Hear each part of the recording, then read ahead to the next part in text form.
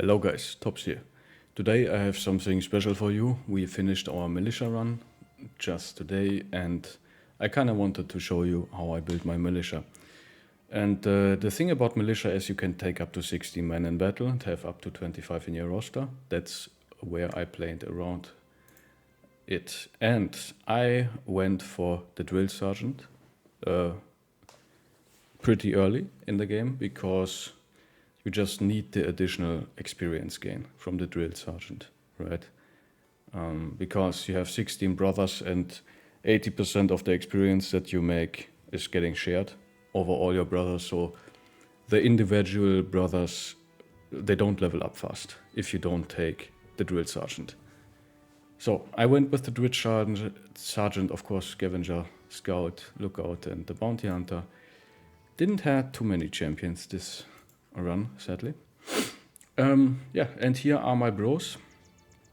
I had a spearball guy earlier. He sadly left the company because he got disgruntled. But he was pretty good, like the spearball guy. And here we found our first god bro. This is a brawler with huge plus 10% melee damage with triple star attack and defense. Pretty good stats, otherwise we made him into a great X guy. Actually a Badaish guy. Also we did fearsome. That's something, a concept that I wanted to explore. We did fearsome on all of our bros because we have 16 bros. And the more you... Fearsome is gambly, right? The more bros you have to attack, the more likely you're gonna proc moral checks, right? So that worked quite well, I must say. Yeah. Next bro, just a random two-hander, pretty good attack, defense, random Daytailer. And by the way, if you play militia, you can only hire low-born peasants. So all of these bros are low-born peasants. And it is incredible. We are only paying 510 crowns per day for 23 bros that are all pretty high level. That's like not even half what you normally pay for a smaller roster. Again, like another thing I did is I didn't take underdog on anybody, because I thought to myself, we are 60 men, it is less likely that one guy is getting surrounded, so we did not take underdog on any bro, which is kind of worked out. Also, I think we have only 3 or 4 forged bros, the rest is nimble, which went surprisingly well as well. Just another thing to think of. So, yeah, this is another like X guy with paranoid, so we have good attack, defense, good hit points, pretty good guy. Then we have a greatsword guy, who is, yeah, just a farmhand with iron lungs and okay attack, whatever defense, and pretty good base stats, because he's a farmhand. We have a cleaver guy, again, iron lungs, okay attack and defense with reasonable other skills. Is a militia, built him like so. Just a good brawler, again, with reasonable, pretty good attack, with reasonable defense. We made him just into a casual mace guy. Sword duelists, I love these guys. They are so consistent and reliable. Like, you can make any bro that has, like, even 79 attack. Like, if you have bad attack, but like pretty good otherwise in stats, you can just give them fast adaptation and stuff, and gift it and just make them into stat monsters. And those guys, they will actually grind down even bigger opponents. It's gonna take them a while, but they're really defensive because you have dodge and you are technically fatigue neutral with this one.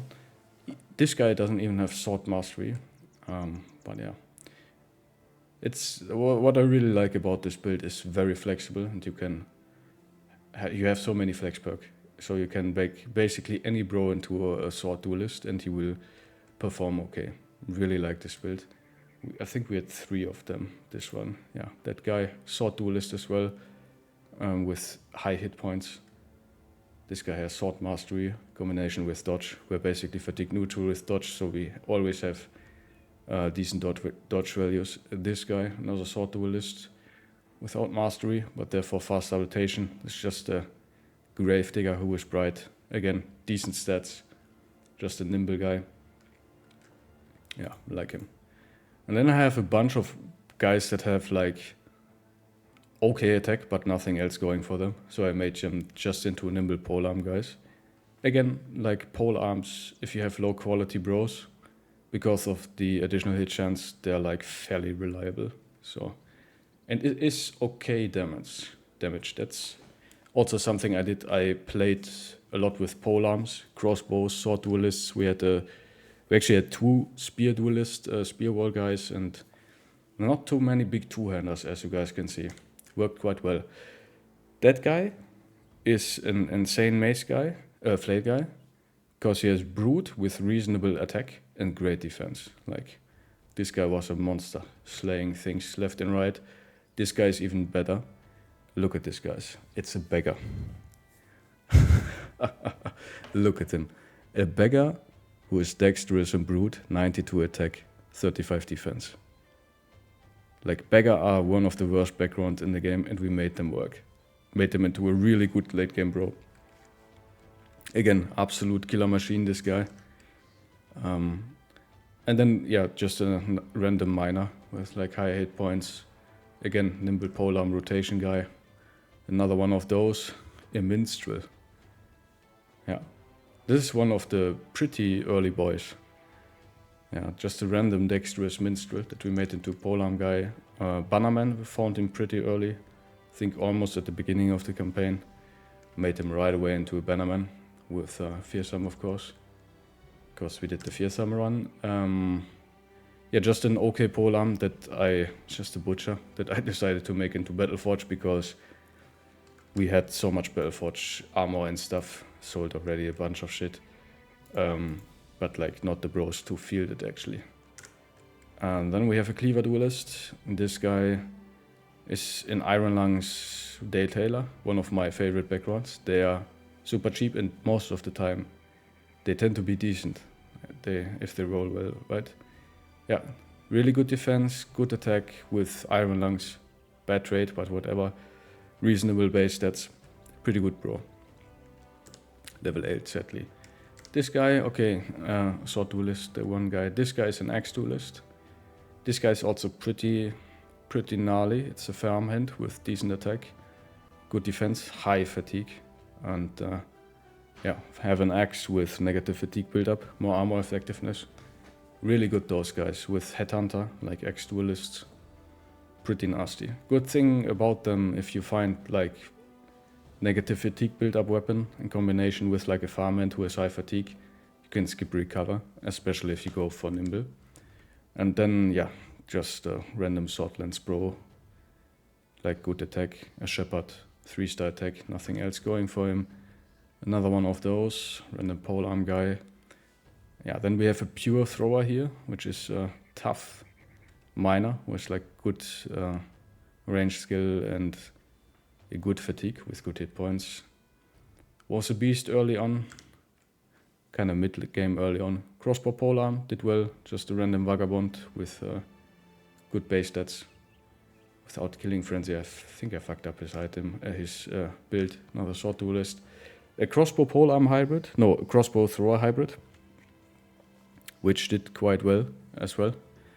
For some reason I leveled melee skill and don't have any melee weapon equipped. I think I wanted to go polearm mastery and then I realized I don't have enough perks.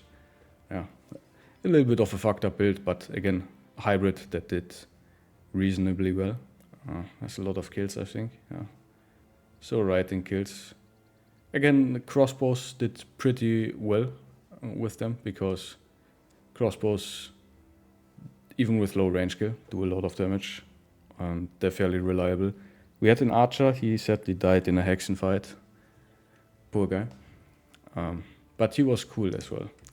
And then we have, yeah, a pure crossbow guy. Just a random day taller who is bright and paranoid, who was like 3-star ranged and kind of made him into a crossbow guy. Yeah, no, again, he's not fully developed. I wouldn't build pure crossbow guys in normal runs, but especially in Peasant Militia, where you have so many low bonds and you have basically additional 4 bros, you can have a bunch of like lower damage builds because you have 4 extra bros. It adds up, right? Especially with fearsome. you don't need to do that much damage. Although I was missing my two-handers, and those guys here, they had to do a lot of lifting, especially this guy did incredibly well. The mace guy was a killer machine. The cleaver, yeah, is kind of new. Greatsword did this job. X guy, of course, yeah, the X guys did well. The flail guy too. Yeah, that's kind of like my general setup. Again, I went no underdog, skip Pathfinder on a lot of bros, almost no Battleforge, almost all nimble with 9 lives. So yeah, was quite successful, by the way. We are in front of Monolith. We did Monolith, and we just brute force Monolith without a Forge tank. But that's in the next video, guys. There you have it. Thank you so much for watching. This is how I built my militia, and maybe you can get some inspiration from that, or maybe you have ideas and how you did your militia run, right? You can write that down in the comment. I'm interested about hearing stuff and how you did your militia run. But anyways, thank you guys so much for watching. Please like, comment, and subscribe, and I will see you in the next video. Have a nice day, guys. Bye-bye.